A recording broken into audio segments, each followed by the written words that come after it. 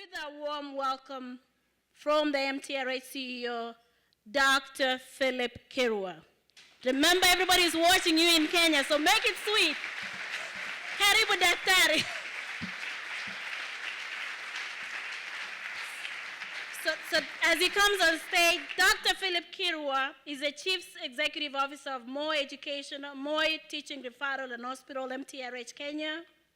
Kenya's second largest public health, serving a population of approximately 25 million people in Kenya and neighboring countries.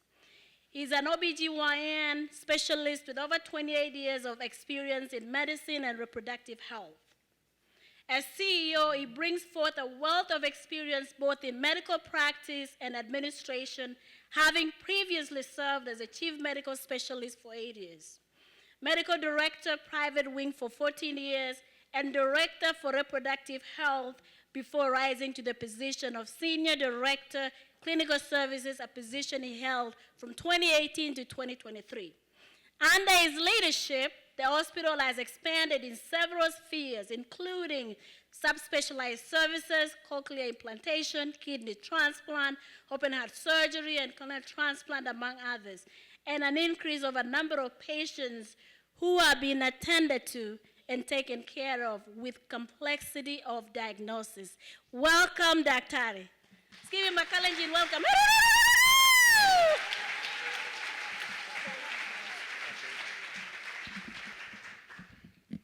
So thank you very much, our MC. Good evening, everybody.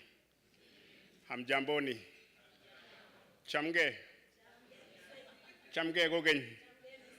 Tumsifu Yesu Kristo. Daima na milele. I see all of you understand how I speak. Thank you. So I don't have a story to tell, but I'll just read something small, then I'll tell you something after that. So first, I want to appreciate everybody for being here today. It's great that we worked this journey for the last 35 years or so, and here we are today. For me, this is my first time being in this place, essentially in the US, and I really want to thank everybody who has facilitated us to be here, and all the contributions that all of you have done to ensure that the partnership has grown over the years. So just allow me to read some few lines of an official appreciation of the Indiana team and AMPAT program.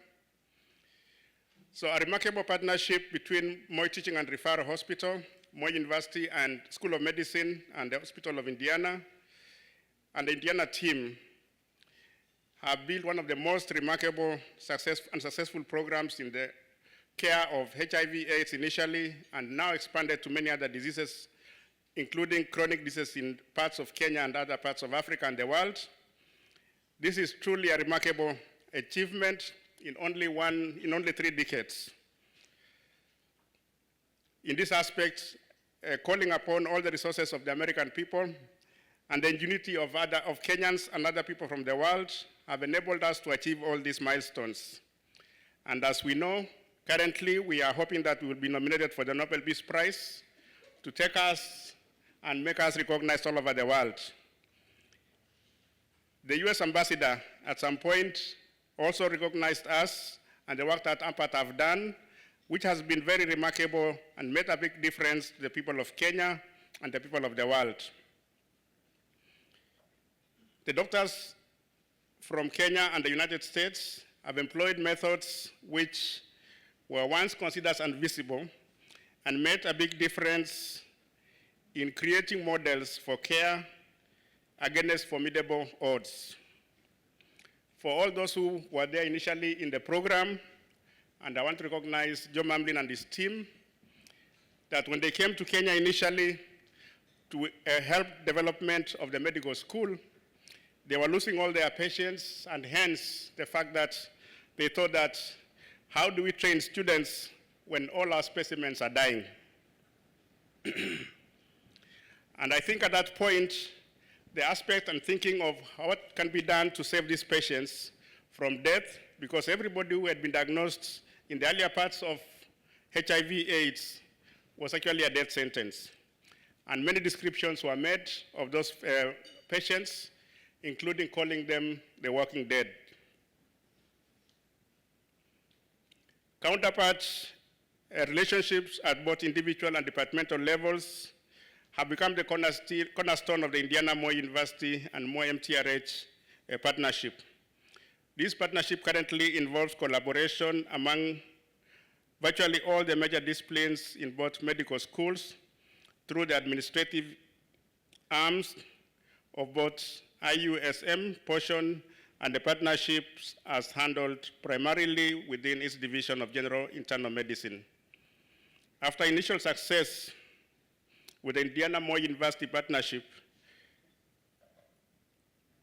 we sought to make a wider impact on academic medicine in Sub-Saharan Africa.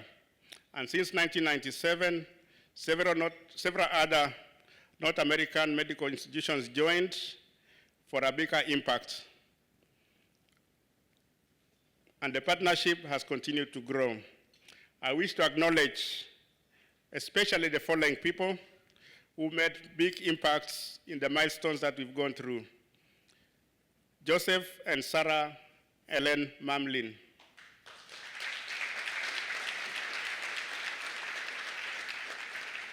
For 20 years, after retiring from his previous employment, having come to Kenya in the year 2000, he made a very big impact and became the founder and the cornerstone which enabled us to be where we are today. At the last celebrations a few years ago, a lot of patients whose lives he had touched together with his wife gave their testimonies and were extremely happy and very touching talks about what that family had done. Without people like Joe Mamlin, we would not be sitting here today. I also want to recognize great Craig Bretta, who is a pharmacological researcher, a professor of pharmacology, and a former dean of the Indiana School of Medicine, and IU Vice President for University Clinical Affairs. Allow me also to recognize Robert Enters, again for his contribution.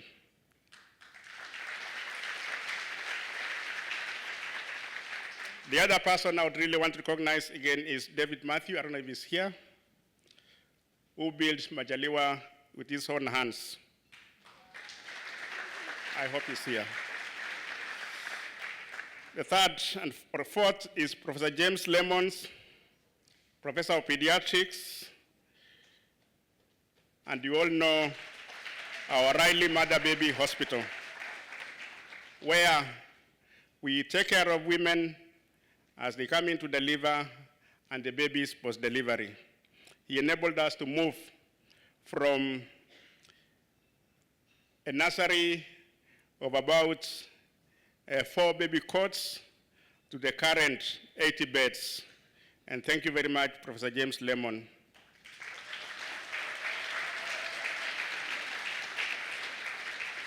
The other person I also want to appreciate is Tierney William, for his dedication in writing proposals, which I'm told he used to do overnight. And by the next day, he had a full proposal. He made a big impact, and especially in what they called the the AMRLs, which was an evolution from Mosoriot medical records.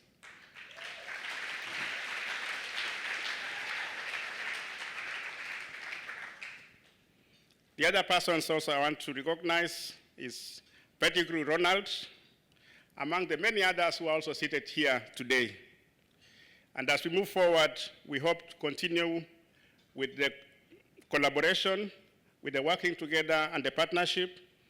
And going forward, we hope that we'll have more facilitation and ease of our Kenyans being able to come to the US, and also enabling us on the other side to benefit from whatever is possible to get from the United States and the people of the US.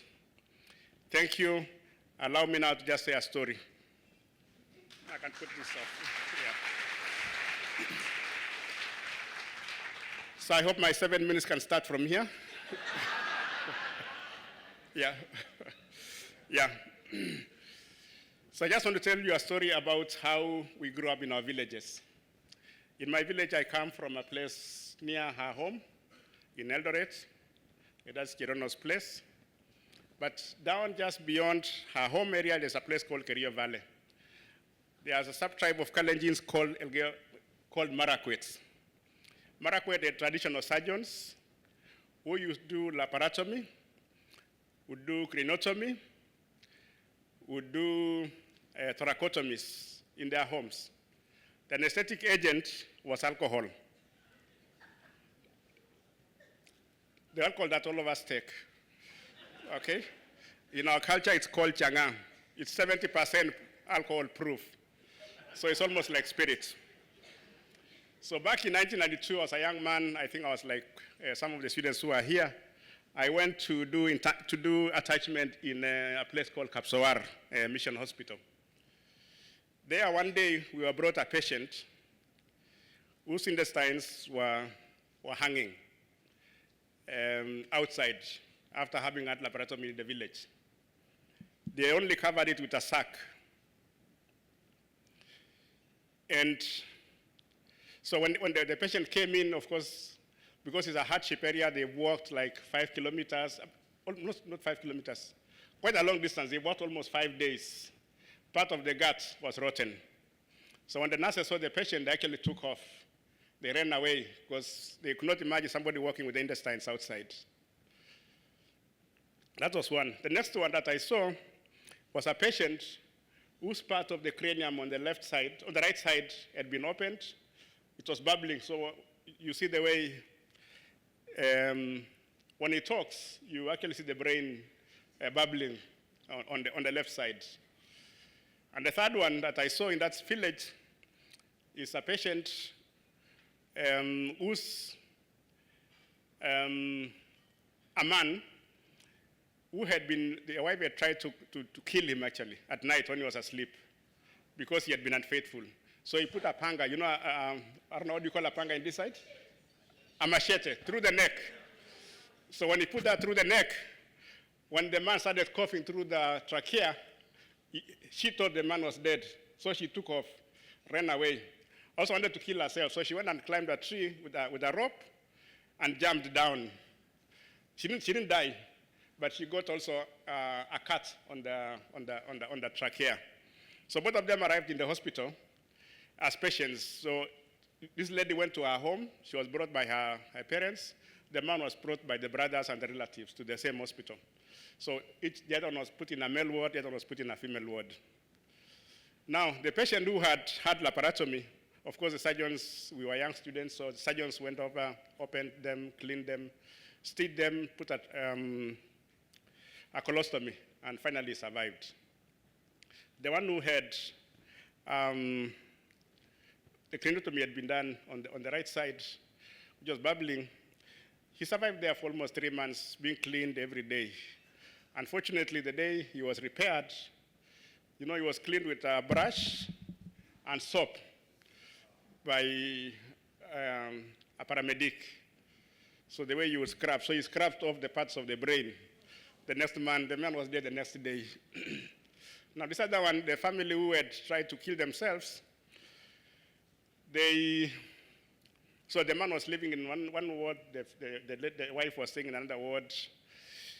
So the families were not talking. You know, now they are enemies because one wanted to kill the other one. So slowly, because it's a mission hospital, the pastor kept talking to the man and talking to the lady, mediating, brought the families together.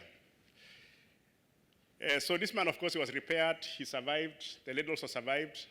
So finally, they agreed to come and share a room because of the mediation done by the pastor. And they came together. By the time they were leaving the hospital, they were again in love. Okay, so this is a story, or these stories are to tell you the hardships that we've come through. 1993 is hardly about 30 years or 31 years ago. 30 years ago, we would still be able to do traditional craniotomy. Yet, when we imagine, and you've heard what we are able to do currently in MTRH, for example, is that now we have the state-of-the-art theaters. We're able to do proper craniotomies, proper thoracotomies, laparotomies of all kinds, courtesy of the support from our government, the people that we worked together over the years to make a bigger difference. And I think that going forward, we will even do much more and much better than what we've done in the past. So thank you, everybody. We hope to continue with this partnership to make a bigger difference for our society so that we stop doing craniotomies in the villages and in the bush. Thank you very much.